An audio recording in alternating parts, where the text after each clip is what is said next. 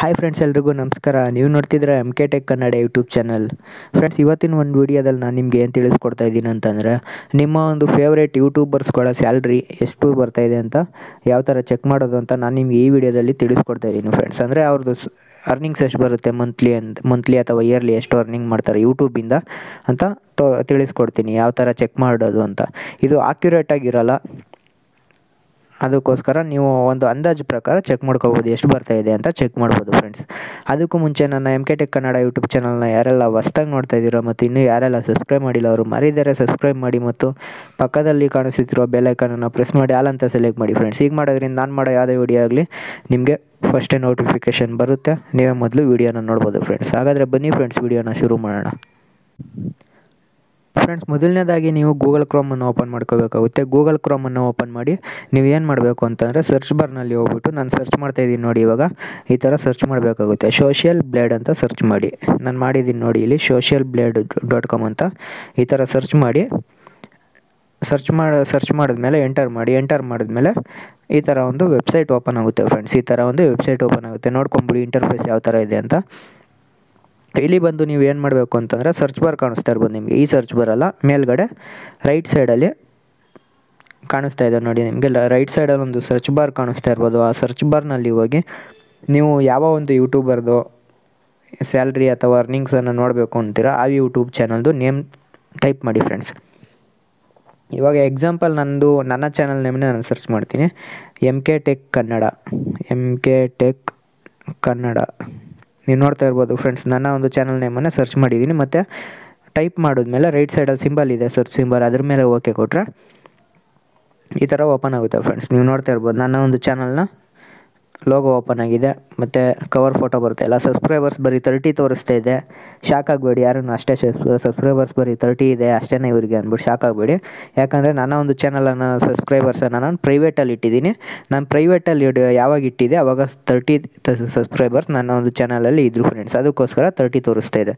ಪ್ರೈವೇಟಲ್ಲಿ ಇಕ್ಕಿದ್ದೀನಿ, ಅದಕ್ಕೋಸ್ಕರ. ವೀಡಿಯೋಸ್ ನೋಡ್ಬೋದು, 63 videos upload ಮಾಡಿದ್ದೀನಿ.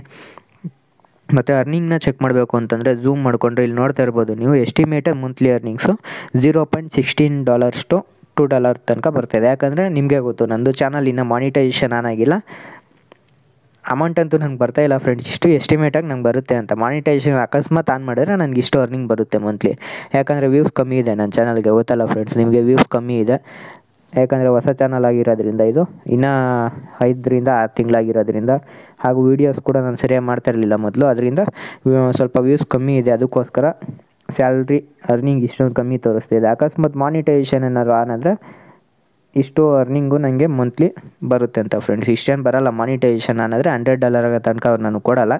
ಆದರೆ ಒಂದು ಎಸ್ಟಿಮೇಟೆಡ್ ಆಗಿ ತೋರಿಸುತ್ತೆ ಫ್ರೆಂಡ್ಸ್, ಇಷ್ಟು ಬರುತ್ತೆ ಅಂತ. ನೆಕ್ಸ್ಟು ಬೇರೆ ಚಾನಲ್ ಕೂಡ ಚೆಕ್ ಮಾಡ್ಕೋಬೋದು ನೀವು. ಎಕ್ಸಾಂಪಲ್ ನಾನು ನಮ್ಮ DV ಅವ್ರದ್ದು ಚೆಕ್ ಮಾಡೋಣ ಫ್ರೆಂಡ್ಸ್. DV ಅವ್ರದ್ದು DV ಇನ್ ಕನ್ನಡ ಅಂದ್ಬಿಟ್ಟಿದೆ. DV ಅವ್ರದ್ದು ಚೆಕ್ ಮಾಡೋಣ ಎಷ್ಟು ಬರುತ್ತೆ ಅಂತ. ಎಸ್ಟಿಮೇಟೆಡ್ ಅರ್ನಿಂಗ್ ತೋರಿಸುತ್ತೆ, ಇದು ಆ್ಯಕ್ಯುರೇಟಾಗಿ ತೋರಿಸಲ್ಲ ಎಷ್ಟಿದೆ ಅಂತ.